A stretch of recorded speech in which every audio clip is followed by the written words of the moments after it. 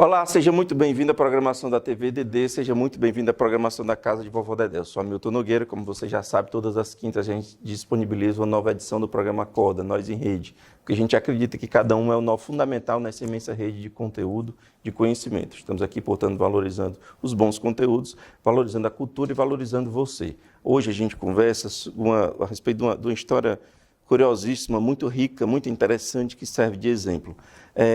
Mas o nome do programa, hoje eu estou falando em Amor e Vida, que é o nome de um projeto fundado pelo nosso convidado, que é o Jorge Damasceno, fundador do projeto Amor e Vida, e nós vamos saber por que ele deu esse nome e quem é Jorge Damasceno.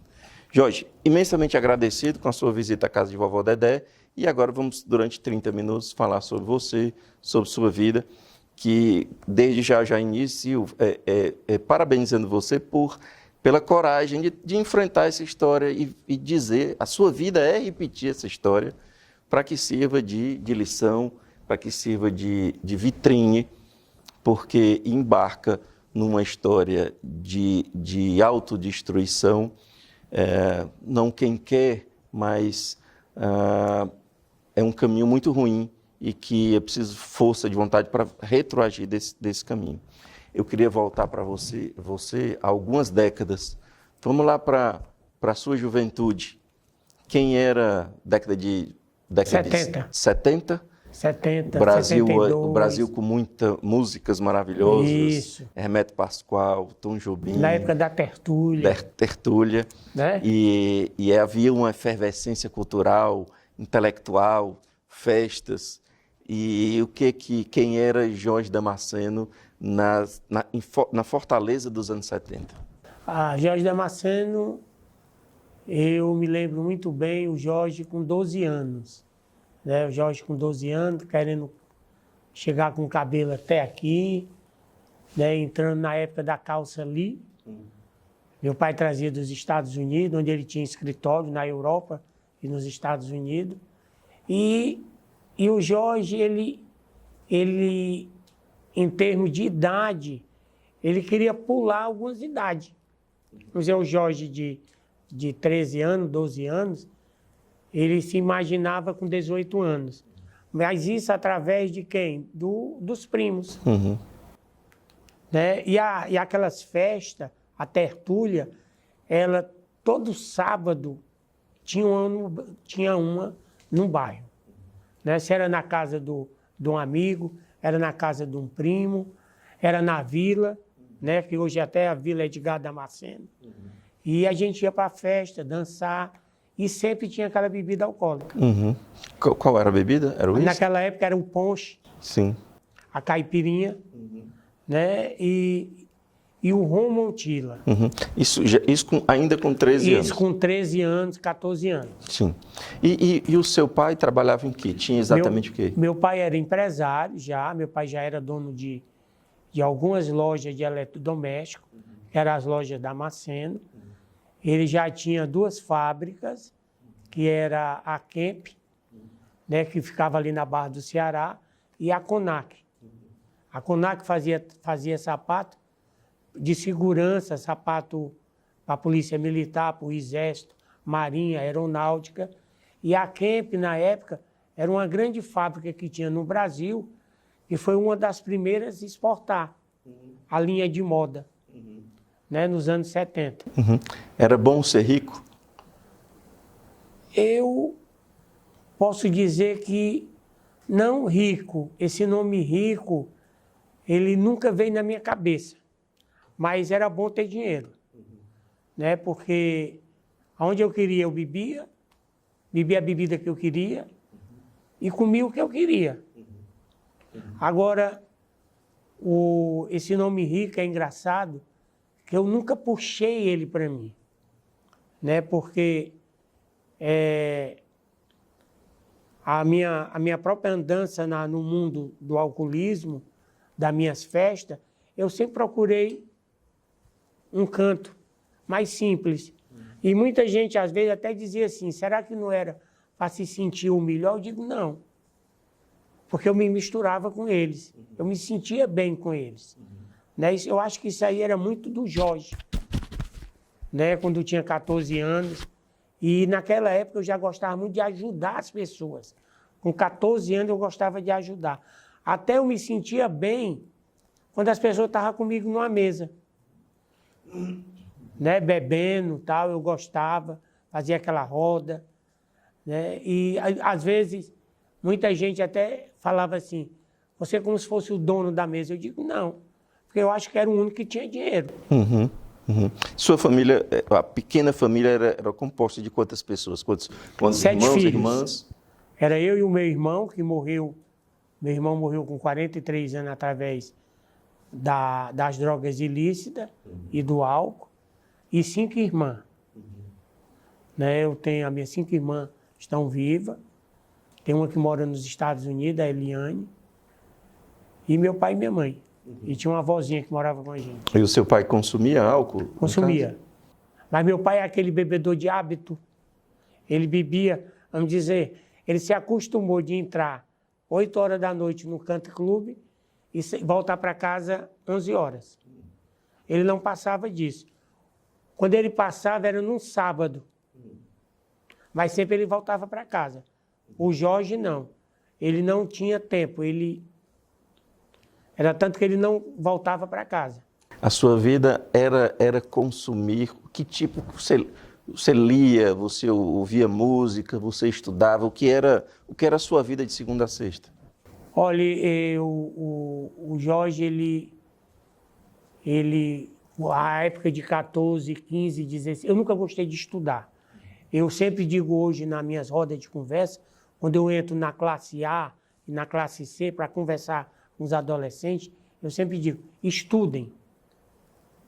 Abra livro, vão ler e vão estudar para ser gente na vida. Porque eu não procurei esse caminho. Hoje eu não me arrependo da vida que eu tenho. Aliás, eu dou conselho a muita gente que, vamos dizer, se tiver a minha idade, não se arrependa da vida que você teve. Porque, de repente, você vai ficar doente. Eu sempre gostei da minha vida, né? Mas a minha vida era trabalhar, eu gostava muito de trabalhar. Eu tinha muita vontade de dar emprego, né? Eu queria ser dono de lojas e eu gostava muito do sapato. Não sei por que eu fui criado com sapato. Meu pai sempre foi dono de fábrica de sapato e eu tive uma visão muito grande. Eu sempre gostei de comprar e eu acho que eu acertava, porque eu vendia bem. Se não fosse a bebida alcoólica e as drogas ilícitas, que me tirou desse caminho, né, me levou para o outro caminho, e foi um caminho que eu não aceitei conversa com ninguém. Muita gente, o próprio meu pai dizia, olha, você está bebendo muito, olha as lojas, você está começando já a faltar, você está virando noite, coisa que você não fazia, né? E eu não ligava porque eu gostava de música, eu gostava não de banda, eu gostava de ficar numa mesa com um cavaquinho, um violão, uma flauta, chamada boemia. Né? Eu gostava daquele estilo. Gostava daquele estilo de vida, de noite. Eu não era de perturbar ninguém. E você exercia uma certa sedução por ser o poder, né? O poder econômico, aquela mesa. Então você deveria ser tratado como alguém muito especial. Isso aí era. Né? E eu não achava ruim, não. Né? Porque eu frequentava muitos ambientes e que era perigoso até para mim. Porque, às vezes, você chegava em certo ambiente, não era assim um ambiente que eu me sentia como um perigo. Porque o ambiente, para mim, sempre era igual ao outro. Né? A turma dizia, esse aqui é perigoso, como um cabaré. Né? Eu ia para um cabaré e me sentia bem. Eu não ia lá para fazer o que a turma ia para um cabaré. Eu gostava de beber. Né? Eu gostava de ouvir música e um bom violão. Né? Passava a noite numa calçada e bebendo o que eu queria. Uma vez eu comprei 4 garrafas de Real Salute, naquela época. O Real Salute ainda hoje é um grande uísque, né? E eu me sentei na calçada e fui beber com um bocado de papudim. Né? para mim, tanto faz se Real Salute, como eu estivesse bebendo uma garrafa de Drures. Né? O que eu gostava era daquela alegria. Eu me sentia bem. Eu nunca pensei que o alcoolismo, que eu ia chegar num grau do alcoolismo, que ia me fazer mal. E fazer mal às pessoas que estavam ao meu redor. Né? Era tanto que eu não olhava para isso. Mas eu já tinha começado a fazer. Primeiro em casa, com pai, mãe, irmã. Nessa época você ainda era solteiro? Eu me casei muito cedo. Me casei a primeira vez com 17 anos. Mas quanto tempo que conviveu você, seu pai e o álcool? Esse convívio durou quanto tempo? Convívio, eu saí de casa muito cedo, mas eu acho que até enquanto ele morreu. Porque Que você tinha que idade quando ele morreu? quando meu pai morreu em 92. Eu acho que eu tinha uns 32 anos, 33 anos. Então, se você começou a beber com 14, nós temos aí pouco menos de 20 anos. Eu tenho 30 e poucos anos de ativa. Né? Eu comecei a beber cedo e a farrear muito cedo. Eu tinha um primo chamado Francisco Nelson, que ele dizia assim, eu dou mó 10 sair contigo. Né? E eu conversava com ele, cuidava dele, porque ele já bebia muito. E aquela amizade também gerou um acompanhamento através da bebida alcoólica. O que eu estou tentando investigar, entender, era a cabeça do seu pai vendo o filho bebendo e, ao mesmo tempo, construindo, porque você construiu também uma marca empresarial. Pronto. Uma vez eu fui convidado para o Rio Grande do Sul, em Novo Hamburgo. Eu fui receber. Né? Eu recebi até uma medalhazinha, na época em relação aos logística. Nessa época eu tinha loja e era comprador de sapato. E meu pai estava também nessa feira. Ele ia viajar para a Europa, onde ele tinha escritório. Né? Ele ia olhar as vendas, né? Meu pai também ainda era novo. E quando ele chegou no pavilhão da feira, ele olhou para mim e disse assim, como é que você vem trabalhar com essa cara? Você não dormiu, não? Né? Eu digo, não, dormi. Mas você andou bebendo ontem à noite? Eu digo, bebi. Ele não ficava no mesmo hotel. Ele gostava de um hotel que era antigo, né? E eu ficava no Plaza São Rafael e ele ficava em outro hotel, né? E eu jantava com ele, depois eu voltava para o hotel. Mas ele disse para mim que eu voltasse para o hotel, que eu estava com a cara que ainda tinha virado a noite. E realmente eu tinha virado a noite. Passei no hotel para tomar banho e fui trabalhar do jeito que eu estava, ainda fedendo a bebida. O máximo de construção que você atingiu foi o quê? Foi quantas lojas? O que você construiu? Olha, meu pai tinha 3 pontos no centro. E ele tinha começado a fazer os postos camp. E eu tinha uma vontade enorme de trabalhar. E um tio meu chamado Nelson me chamou para a loja da Damasceno. Era irmão dele, tomava conta da loja da Damasceno. E ele olhou e disse assim, por que você não vai trabalhar no comércio?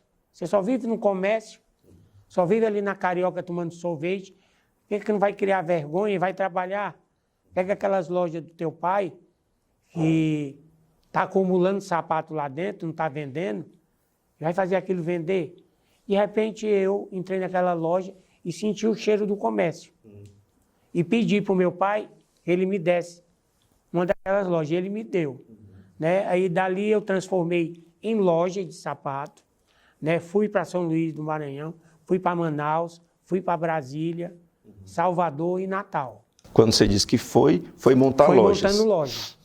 Certo. Foi montando loja, né? E gostava de comprar sapato, gostava muito do comércio, me sentia bem, né? E outra coisa que eu gostava também era dar emprego.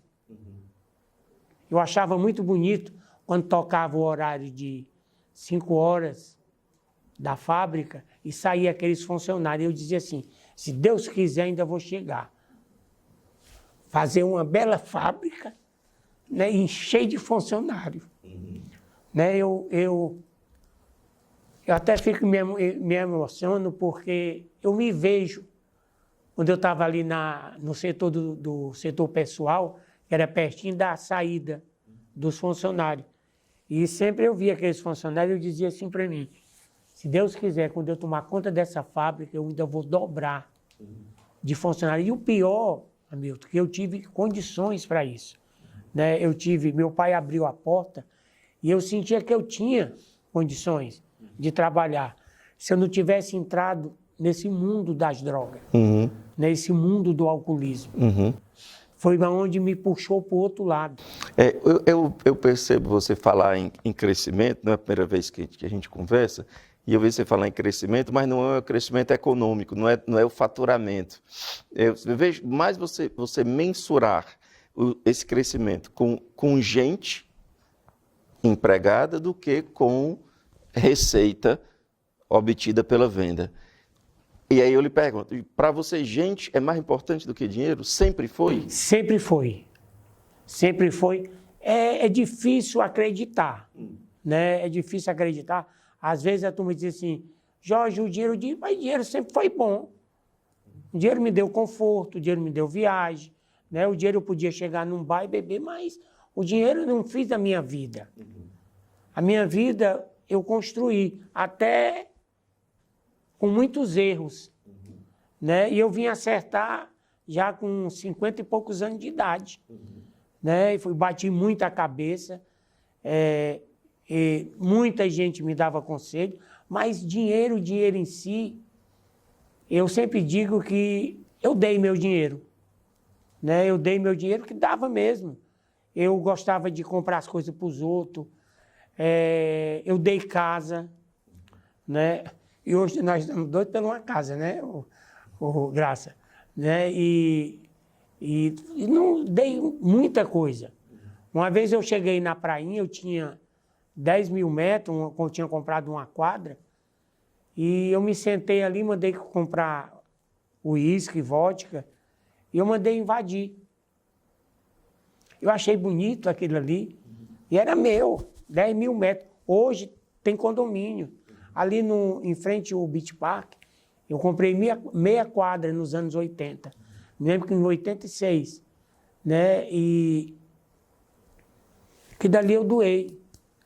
Uma fábrica que eu tinha na Francisco Sá, que era a Conac, eu saí da Messejana, fui para Francisco Sá, na Conac, e disse assim, eu vou dar para os pobres. Por que ela está aí fechada, não tem ninguém, meu pai morreu, eu não fiz nada, que queria tanto uma fábrica, então vou transformar em casa, vou dar para quem merece. Agora, o mundo me ensinou a dar sem olhar para quem está dando. Né? Eu não olhava, não escolhia as pessoas. Né? Nunca escolhi. Vamos dizer assim, talvez aquela pessoa tinha até condições de viver, mas no fundo eu achava que ele estava precisando, porque eu com dinheiro precisava. Né? Certas vezes eu precisava e não tinha coragem de pedir. Eu tinha um sonho de morar numa casa de 2 andares, mas eu sabia que eu não tinha dinheiro para fazer aquela casa. Quem tinha era meu pai. Mas eu digo, não vou pedir a ele, não. Um dia eu vou fazer uma casa para mim. Né? Mas também o álcool não deixou. Né? Como hoje eu passo por lá em frente, eu dou uma risada sozinho dentro do carro. Aqui na Francisco Sá, eu passo, olho, vejo muita gente morando lá, eu digo, tá aí, o senhor pediu, eu dei. A família veio polícia, veio muita gente querer me tirar de lá. Eu digo, gente, é meu, tá aqui a escritura. Tá aqui, ó. Eu sou vice-presidente. O meu irmão é presidente, ele não veio aqui ainda pegar.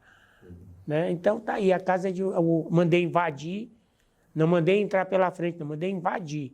Você invada que eu assino embaixo. Então até hoje tem uma cidade lá montada. Né? E eu gostava muito de ajudar, como eu gosto até hoje, eu e ela, eu e a Graça, a gente ajudar os mais necessitados, como se diz, e dar de comer. Eu nunca gostei de ver ninguém triste por comida. Né? Isso é antigo, meu. Quando eu ia para o Iguape, quem me conhece e quem escutar o que eu estou falando vai dizer, é verdade. Eu comprava aqueles mercantil, comprava aquelas bodegas, mercearia, que tinha arroz, feijão, açúcar, e eu mandava fazer aquela cesta básica. Eu sabia que estava sendo roubado. Isso era o quê? Anos 80? Nos anos 80. Né? Eu fiz muito isso. E em que momento é que essa trajetória do álcool foi crescendo, mas você também foi crescendo empresarialmente? Pronto. Foi ganhando dinheiro e podendo Isso. sustentar isso, e isso foi tomando uma proporção grande. E o seu pai foi vendo isso? Foi vendo e me pedia muito. Mas eu tive uma liberdade muito cedo. Eu não sei, eu acho que eu pedi para tomar conta da minha vida muito cedo. Que eu digo para as pessoas de 20 anos que a vida não é assim. Né? Que pergunte primeiro se está fazendo a coisa correta ou não. Né? Aceite conselhos. Né? Porque às vezes a gente está num caminho e está com a venda nos olhos. Né? Às vezes está atrapalhando e um reconhecimento de um conselho poderia mudar a minha vida. Em que momento, Jorge, é que a droga lícita virou para ilícita? O que aconteceu para fazer essa virada? Amizade. Amizade e os locais de frequência. Porque naquela época não era tão como está hoje. Hoje você chega em qualquer canto, tem uma pessoa usando droga. Seja o álcool, seja ilícita. Você entra numa boate hoje, a cocaína hoje ela está presente. Você entra num show, a maconha, a cocaína e o álcool está presente. E naquela época não era. E eu não sei, eu era... Posso dizer para você, Hamilton, que eu gostava da alteração de consciência. Eu gostava da embriaguez, né? Eu gostava de sentir essa alteração dentro de mim. E não era questão de problemas, que eu continuei usando quando eu fiquei pobre, fiquei sem dinheiro, como a turma diz, mas eu gostava porque eu gostava. Né? Como eu cheguei ao ponto de morar na rua. Né? Eu perdi tudo que eu tinha e eu nunca chorei por dinheiro. A única coisa que eu chorei foi por filhos.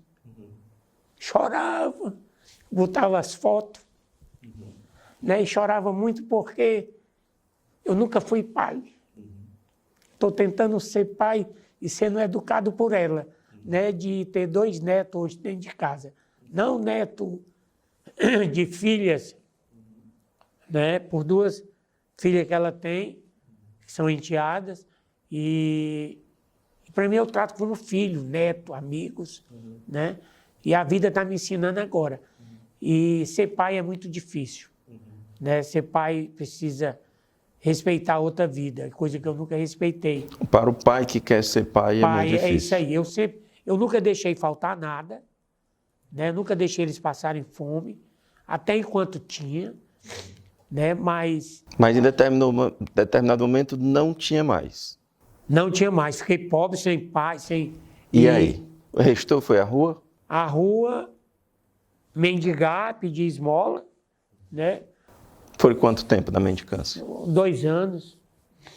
Né? Eu fiquei ali na Vajota, tinha um terreno baldio lá, e eu morava lá. E eu ia para casa, às vezes, depois de 2 meses, e era pertinho lá de casa. Né? Eu morava ali perto do Campo do América, minha mãe, e eu ia para casa justamente para isso. Seu pai já não estava vivo? Não, estava não. Eu estava na rua, né? Ele já tinha partido. E eu ia para casa para tomar um banho mesmo, porque eu não tomava banho, me molhava apenas, e trocar de roupa, e atrás de dinheiro, para me comprar a minha droga de preferência. Que era naquela qual? época era o álcool. Sim.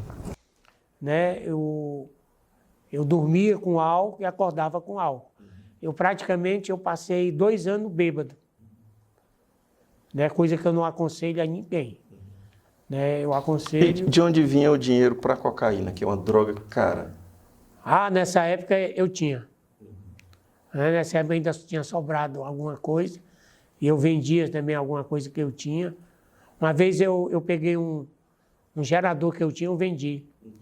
Passei 72 horas internado, como diz o usuário de cocaína.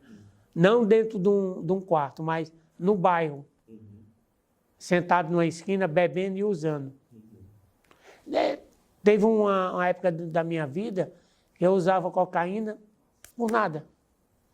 Já não me dava... Usava porque eu usava mesmo. Já era dependente e o próprio organismo pedia, como pedia o álcool. Às vezes, hoje, em recuperação, sóbrio, eu disse assim, quantas vezes eu bebi sem querer beber. E também não bebi por necessidade. Mas bebia porque eu já tinha me acostumado com o Jorge bêbado.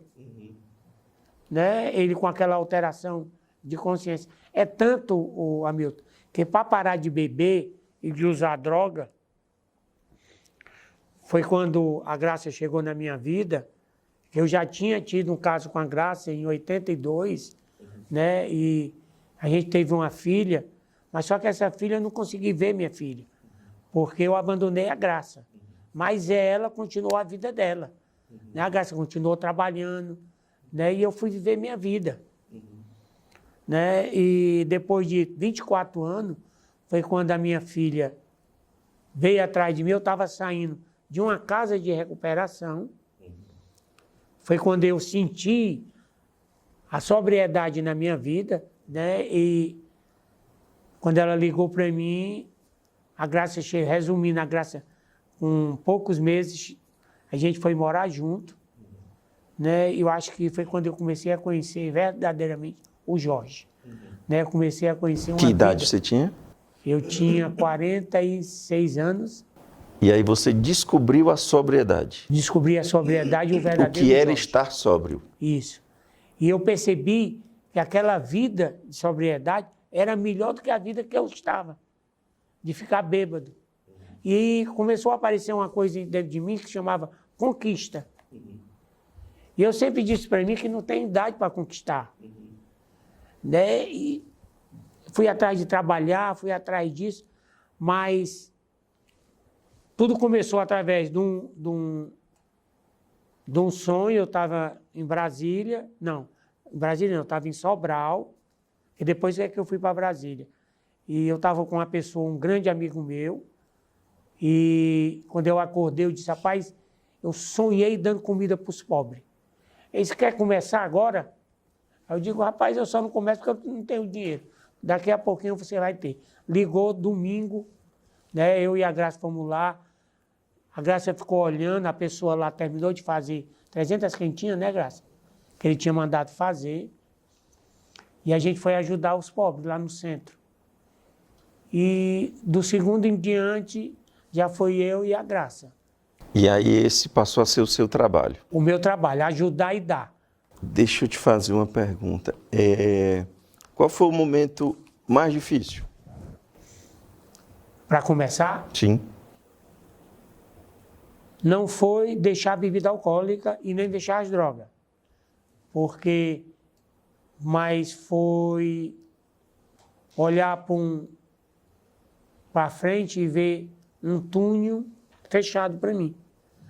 Porque eu tinha muito bloqueio na minha frente.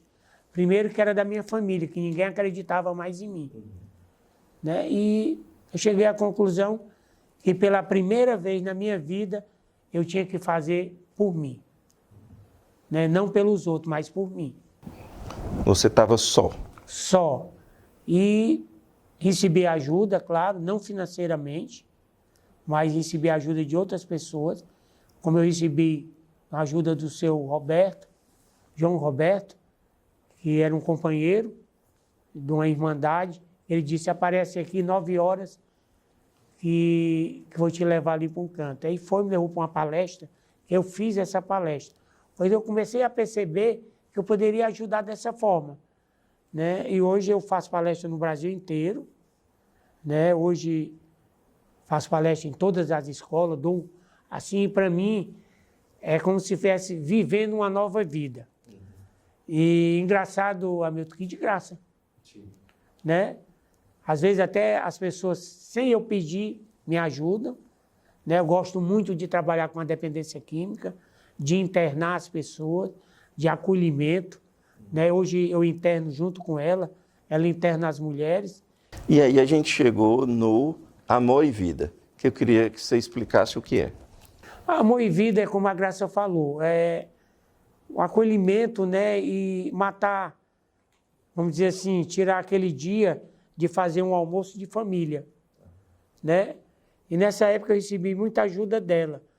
E ela, como ela sempre liderou, mas no fundo, eu dizia assim para mim, eu olhava de longe e dizia assim, como eu estou feliz em voltar a ajudar. Uhum. Né? A Graça, o pouquinho que eu conversei com ela, eu vi que ela tem uma presença muito forte, né? Ela é algo assim, de muita fortaleza. Você se considera um homem forte ou um homem frágil? Rapaz, eu me considero um cara muito forte. Ela me mostrou muita vida. Ela me mostrou também a minha capacidade também. E outra coisa, e foi a única mulher que eu tive na minha vida de mostrar onde eu estava errando. Eu acho que a verdadeira esposa não é só ficar grávida e formar família, mas sim ser um grande amigo. O companheirismo é o que há de mais nobre, né? Talvez a nossa ingenuidade aí, o nosso machismo, não deixou que a gente entendesse isso historicamente. Aí eu falo nós, eu falo o homem nordestino. Com certeza. Ou a gente é o dono da casa que manda e tal. E aí a gente perdeu muito. Com certeza. Porque o companheirismo e a troca de experiência, de diálogo, que, repito, nós nordestinos, homens nordestinos, nós não somos bons nisso, essa é uma das nossas maiores deficiências. Quando eu me casei muito cedo, eu queria ser o chefe de família. Não deixar a mulher nem trabalhar e quem ia dar tudo foi eu. Porque a minha visão dentro de casa foi assim. E ela me ensinou, quando ela voltou para mim, ela me ensinou outra coisa. Que tudo tinha que ser feito em grupo. Sim. Né? Ela me mostrou que ela poderia me ajudar e eu ajudar ela e vice-versa. Pois, Jorge, deixa eu lhe dizer aqui uma coisa, até registrando, né? Porque isso vai a público. A minha história de convívio com álcool também é muito forte, não por mim, mas porque meu pai era alcoólatra. Então eu cansei de ver muita bebida no chão, garrafa no chão. Eu sempre fui muito regrado e meu limite ele é muito, muito claro. Eu vou para tal canto, vou sair tal canto e eu nunca nenhuma força maior me demoveu dos meus. Mas o meu pai, eu vi essa dor do alcoolismo durante décadas e décadas. E eu acho muito interessante, muito corajoso da sua parte, falar a respeito. E você fala como quem diz, olha, gente, eu vivi isso, não vivam também, não. E é que eu passo, viu, Hamilton? Eu acho que eu digo um conselho aos jovens, né, essa rapaziada que está começando a ver o outro lado da vida, que é a vida sexual, as festas, o namoro, né, a saída, porque as coisas não mudaram.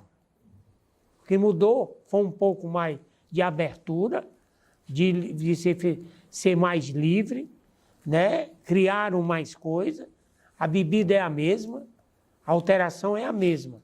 E a dependência também não mudou.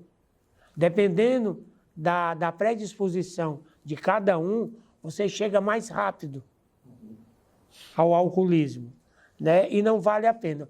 O que vale a pena é você respeitar a vida, você gostar de si mesmo, né? E fazer alguma coisa por si, de bom, trabalhar, estudar, né? Talvez criar uma família, quem queira criar uma família, quer, sim. Né? Deixar livre. Eu acho que o respeito hoje com o ser humano tem que existir, as suas escolhas, né? Mas que sempre peça ajuda, porque a gente não consegue viver sozinho. Você ainda tem vontade de beber?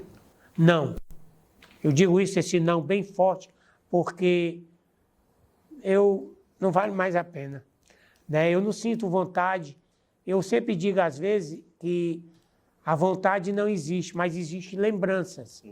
Quando eu passo ali pela Aldeota, pela Vajota, onde eu vejo um barzinho, a esquina que eu bebi, ou ali na beira-mar, quando eu estou passando ali pela Praia do Futuro, eu vejo como eu bebi muito aqui. A lembrança vem. Quando eu estou com ela no supermercado, a gente está fazendo compra, eu olho e digo para mim, ixi, mas tá caro, na minha época era bem baratinho. Mas é porque eu estou vivo. Mas a vontade de consumir nenhuma? Não. Nunca mais. Cigarro, eu nunca fui muito chegado a cigarro. Né? Mas quando eu bebia, eu fumava muito. Droga em si, como a maconha, eu fumei mais de 30 anos. Eu até aconselho que não, sabe? Muita gente diz que maconha é uma droga leve, ela não é droga leve. Ela vicia do mesmo jeito que a maconha vicia. E vai fazer mal. Vai te tirar de certas coisas, até do seu trabalho. Porque quando você fuma ela, a alteração dela de consciência não vai deixar você sã para você fazer o seu trabalho. Né? Seja ele qual for, um trabalho de artista, de pintar, de escrever. Eu acho que sóbrio você executa muito melhor. Para a gente ir se encaminhando para o final, a pandemia trouxe um agravamento nesse quadro? Muito, principalmente no alcoolismo, né? E também em relação doméstica, né? Porque a bebida era consumida ali, na própria casa. Como ele não poderia consumir dentro de um bar, onde ele gritava, esculhambava um ao outro, porque existe muito isso numa bebedeira, né? De você chamar o outro com nome, de brincar, gritar.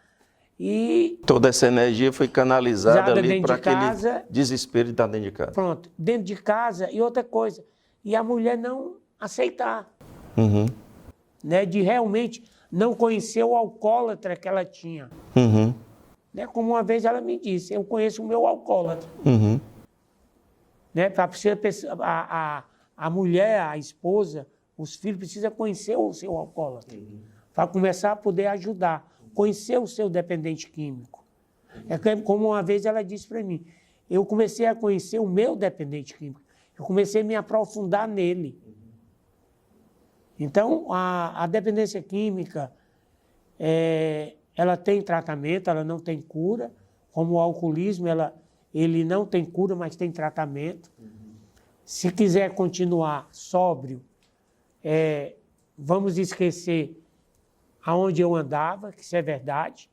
Eu não posso chegar e para uma festa de 24 horas e repetir isso várias vezes, porque eu posso recair a qualquer momento. Quem quiser ajudar o Amor e Vida, faz o quê? Isso aí eu digo para vocês que é fácil. É só ligar para o 986-75-0699, né? Procurar o Jorge Damasceno ou a Graça. E ajuda com alimento, ajuda com os dois braços, ajuda com o quê? Ajudar com alimento, ajudar voluntariamente lá na praça. Que é na Praça dos Voluntários. Praça dos Voluntários. Hoje, a Graça exige, né, pela lei até sanitária, que venha com máscara, né, que use o álcool gel. A Graça sempre leva nas filas do almoço. Um voluntário nosso, às vezes é o 10. E estão ajudando quantas pessoas hoje? Hoje tem almoço lá que chega a 500 pessoas. Né? E a Graça, eu sou o Pires, viu, Hamilton? A Graça que é envolvida toda nesse projeto em fazer ela aparecer, são 400 famílias cadastradas. Né? Ela tem grupos, como ela falou, né? Tem um grupo do idoso, tem um grupo da família, do deficiente, dos homens, né? E financeiramente é convertido em alimentos. Ok. Jorge, eu agradeço imensamente a sua participação aqui com a gente, que isso sirva de exemplo, que esses garotos, que essas pessoas todas saibam que já há exemplos da história, o caminho está tá traçado aí. É olhar e decidir onde você quer, onde você vai levar a sua trajetória. É no do estudo? É no do trabalho? É no da droga? Tá tudo aberto aí. Cada um escolhe por onde quer andar, mas já sabe as consequências de cada um deles. Eu te agradeço imensamente, agradeço também a Graça que está aqui no estúdio com a gente conversando. E se você quiser uma palavra final? Eu digo assim, ame a vida, respeite o próximo, né? E seja bom com você mesmo, né? Para você transmitir tudo isso. Obrigado, Jorge. Obrigado a você que nos acompanha. Lembrando que todas as quintas, sempre às 8 da noite, uma nova edição do programa Acorda para a gente. Obrigado pela boa companhia e até breve.